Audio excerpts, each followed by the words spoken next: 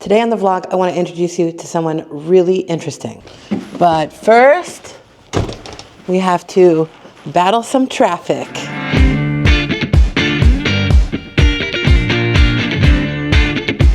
So this was a vlog that I had planned to put out last season, which was last month, but it became a little more complicated, so I'm pushing it out now instead because it took me a little more time to get all the footage that I needed. For more than a year now, Israel's been fighting a war on multiple fronts. Hundreds of thousands of reservists have been called up for military duty, many people leaving their businesses and their families in order to serve. I'm about to meet a woman who created a volunteer match program in order to help ease that burden.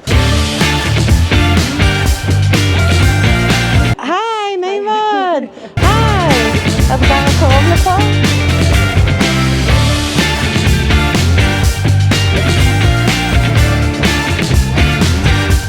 This is Rachel Azaria. Hi.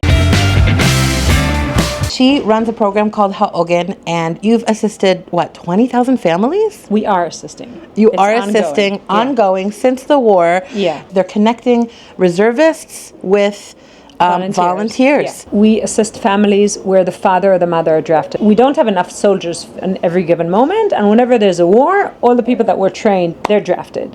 And what happens is when a war breaks out, suddenly all these men, parents of little kids, people that go to work, spouses, suddenly they just go, and either the father or the mother are left behind dealing with, very challenging days, and all of the housework and everything, they need to do everything on their own. And today we're living in times where both the father and the mother, they take roles in the home. So HaOgen volunteers offer essential support to Israeli military reservist families. Cooking, babysitting, dog walking, laundry folding. Everyone wants help with laundry folding. I'm going to have to make this a multi-day vlog because I want to check in with the volunteers and with the reservist families. So we're going to come back to this story on another day. Many of the volunteers end up forming close bonds to the families they're paired with. I'm now in a city called Ra'anana. I'm about to meet a volunteer named Tal, who connected so well with the family that she was paired with that she invited them over to her house for a Hanukkah party. So let me go see if I can find her house.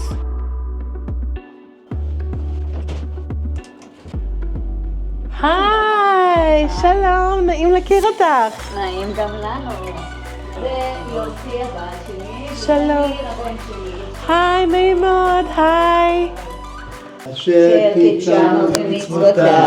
This might look like a family gathering, but Tal Brewer is not these children's grandmother. הקטנצ'יק כל הזמן התבלבל. She says the little one used to get confused and call her grandma, but she doesn't want to take this honor from his real grandmothers. אבל אני לא סבתא שלהם. Brewer is more of a volunteer adoptive grandmother. She connected with the Modlin family through a program created by former Knesset member Rachel Azaria in 2014. It's called HaOgen, the Anchor for Drafted Families. The goal is to connect families of Israeli military reservists with volunteers who offer essential support with tasks like cooking, cleaning, laundry folding, tutoring, babysitting, and more. I was deputy mayor of Jerusalem at the time.